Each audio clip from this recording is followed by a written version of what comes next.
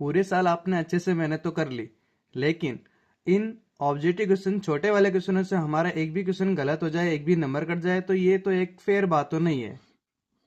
तो इसके लिए हमने ऑब्जेक्टिव क्वेश्चनों की एक सीरीज बनाई है। आज हम दूसरे चैप्टर बहुपद चैप्टर के ऑब्जेक्टिव क्वेश्चन अपन सोल्व करेंगे। जिसका पहला क्वेश्चन है वो देखते हैं। यदि बहुपद x square minus 7x plus 4 के शून्यांक a व b हो तो ए बी का मान हमें बताना होगा। यहाँ देखो, सबसे पहले बहुपद क्या है उसको देख लो। X square minus 7x plus 4 है। यहाँ पर a का मान 1 हो गया, b का मान -7 हो गया और c का मान 4 हो गया। अब यहाँ पर ए बी का हमें मान निकालना है। a इंटू बी है, शून्यक है a व b, और ए बी का मान निकालना तो हमें समझ में आना चाहिए। a इंटू बी है मतलब शून्यकों का गुणनफल है। शून्यकों का गुणनफल मतलब एल्फा इंटू बीटा, वो अपने याद है, वो होता है c अपॉन a। तो यहाँ पर a इंटू बी हो जाएगा, क्योंकि शून्यक हमारे क्या है, a और b है। तो a इंटू बी करने पर ये बराबर में आएंगे c अपॉन a। c का मान यहाँ पर 4 है और a का मान यहाँ 1 है, तो ये मान हमारा आ गया 4। तो ये अपना बी ऑप्शन राइट हो जाएगा। अब इससे आगे दूसरा क्वेश्चन देखते हैं हम। यदि द्विघात बहुपद जो कि हमारा है के x square minus 3x plus 5 के शून्यकों का योगफल 1 दिया हुआ है। योगफल बोले तो क्या है शून्य का योगफल, एल्फा प्लस बीटा, उसका मान यहाँ पर 1 दिया हुआ है। तो हमें के का मान ज्ञात करना है। देखो, यहाँ पर शून्यकों का योगफल एल्फा प्लस बीटा होता क्या है वो हम जानते हैं, वो होता है माइनस बी अपॉन ए होता है। माइनस बी अपॉन ए होता है। तो यहाँ देखते हैं हम a का मान क्या है। देखो, यहाँ पर a का मान k है, a का मान k होगा। यहाँ b का मान -3 है और c का मान यहाँ पर 5 है। मान रखने पर शून्य का योगफल 1 दिया हुआ है, अर्थात यहाँ पर एल्फा प्लस बीटा की वैल्यू 1 है और एल्फा बीटा होता है क्या है, माइनस बी अपॉन ए होता है। तो 1 बराबर क्या हो गया, माइनस, अब b का मतलब क्या, यहाँ पर b का मान रख दो -3। अब अपॉन में a का मान रख दो, a का मान यहाँ पर k है।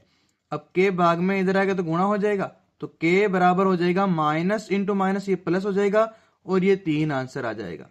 यहाँ पर बी ऑप्शन हमारा राइट हो जाएगा। अब आगे हम तीसरा क्वेश्चन देखते हैं। 3 घात वाले बहुपद के अधिकतम वास्तविक शून्यकों की संख्या कितनी होगी।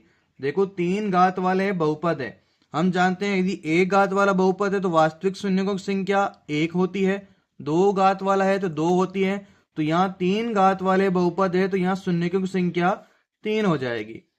अगला क्वेश्चन देखते हैं, क्वेश्चन नंबर 4। एक अचर बहुपद की घात कितनी होती है।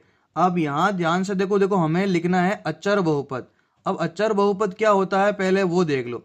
अचर बहुपद, जैसे कोई एक बहुपद है और इस बहुपद के बराबर में से कुछ संख्या लिखी है, जैसे हमने 4 लिख दिया, तो 4 एक अचर संख्या है, तो यहाँ पर इन्हीं को ही बोला जाता है अचर बहुपद। अब इनकी घात देखें, कुछ दिखाई नहीं दे रहा, तो एक काम करो, इस 4 को हम क्या लिखते हैं, x की पावर 0, क्योंकि हम जानते हैं घात क्या होती है, वेरिएबल जो चर होता है उसकी जो सबसे अधिकतम घात है बहुपद में वही उसकी घात कहलाती है।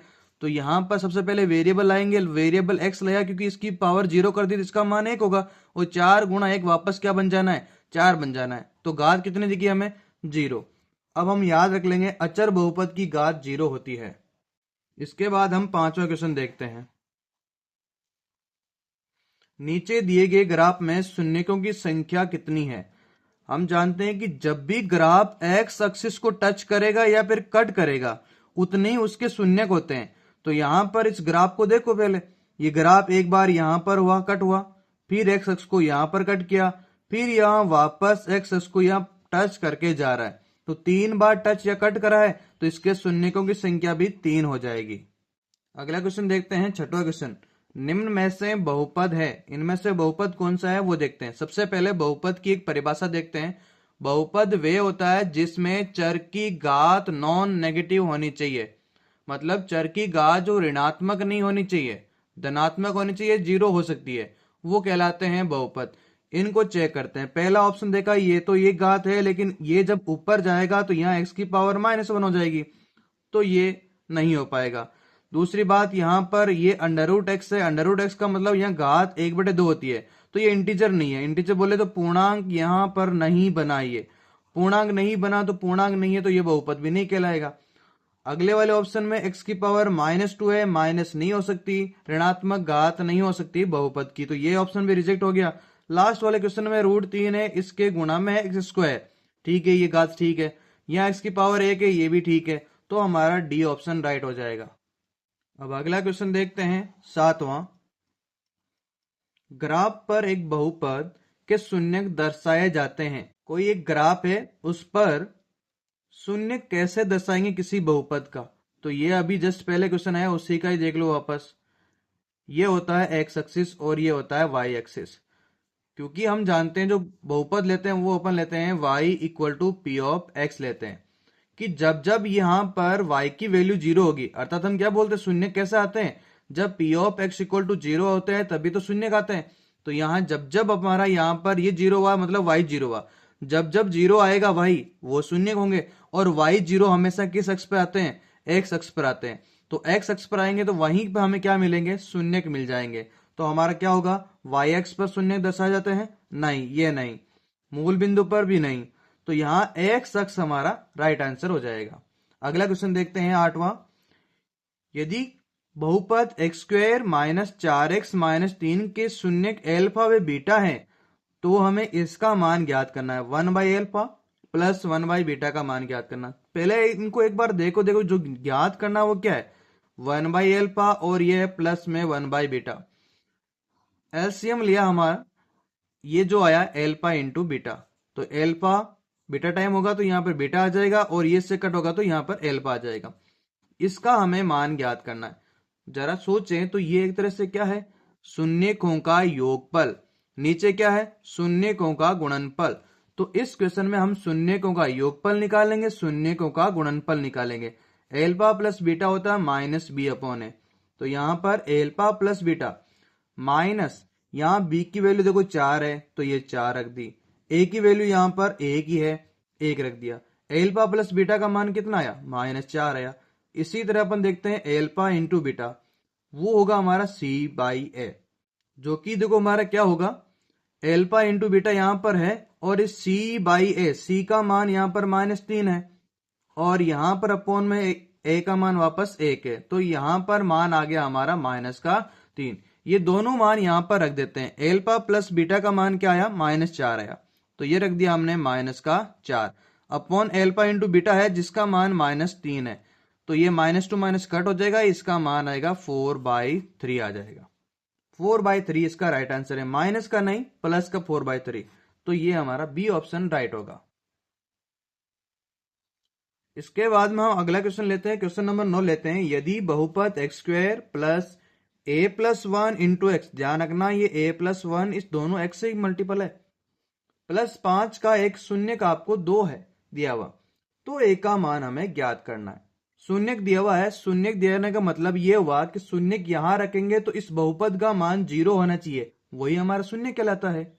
इसका मतलब यहां पर यह हो जाएगा कि शून्यक होता क्या है, कि शून्यक वो होता है जब p ऑफ x बराबर 0 बन जाए।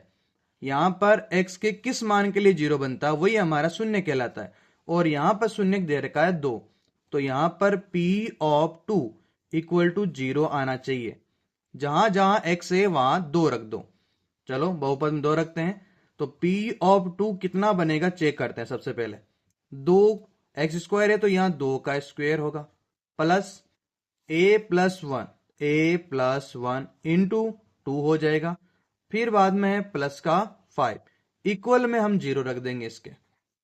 अगले स्टेप में देखो 2 का स्क्वायर 4 बन गया, यहां पर a+1 और ये मल्टीपल में 2 है, और ये प्लस का 5 इक्वल में 0 है।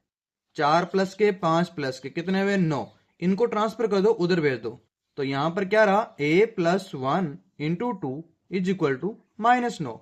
ये 9 यहां पर प्लस के थे, उधर जाके माइनस के बन गए। अब यहां पर 2 इस पूरे से गुणा है तो ये भाग में चला जाएगा, तो ये रह जाएगा a+1, ये -9 में 2 का भाग लग जाएगा, क्योंकि हमें a का मान चाहिए तो a को भी भेजना पड़ेगा। a बराबर क्या हो जाएगा, -9/2, एक भी उधर गया तो -1 बन गया। दोनों का एलसीएम लेते हैं, दोनों का एलसीएम आएगा 2, इसमें तो एक बार गया तो 9 एक बार गुणा होगा तो ये -9, माइनस इसके अपन 1 है तो ये 2 बार में आएगा, तो 2 इसको गुणा होगा तो यहां पर आएगा 2। तो यहां से a का मान क्या आया, -9 -2 -11/2 आ गया आंसर। इसमें थोड़ी सी मिस्टेक है, ये ऑप्शन आएगा -11/2 आंसर आ जाएगा। इस चैप्टर का लास्ट क्वेश्चन देख लेते हैं। बहुपद 2x² + 5x - p के शून्यकों का गुणनफल दिया है -4। फिर वही बात है, गुणनफल क्या होता है, एल्फा इंटू बीटा c/a। गुणनफल आपको दिया हुआ है -4, अर्थात c/a का मान आपको -4 दिया हुआ है। तो ये हो गया, c का मान यहां रख दो, c का मान यहाँ 5 नहीं है, सॉरी c का मान यहाँ पर -p है, तो ये -p/a का मान यहाँ पर 2 है अपॉन 2 बराबर हो जाएगा -4। ये इससे गुणा होगा तो क्या होगा, -p = हो जाएगा -8। तो यहां से p का मान क्या हो जाएगा, 8 हो जाएगा। तो इस वीडियो में हमने दूसरे चैप्टर के ऑब्जेक्टिव क्वेश्चन किस प्रकार के बनते हैं उनके बारे में डिस्कस कर लिया है। तो अगले वीडियो हम लेंगे तीसरे चैप्टर को। तो मेक श्योर कि आपने सब्सक्राइब किया है और अपने साथ में पढ़ने वाले को भी शेयर कर दीजिए ताकि उसकी भी हेल्प हो जाएगी।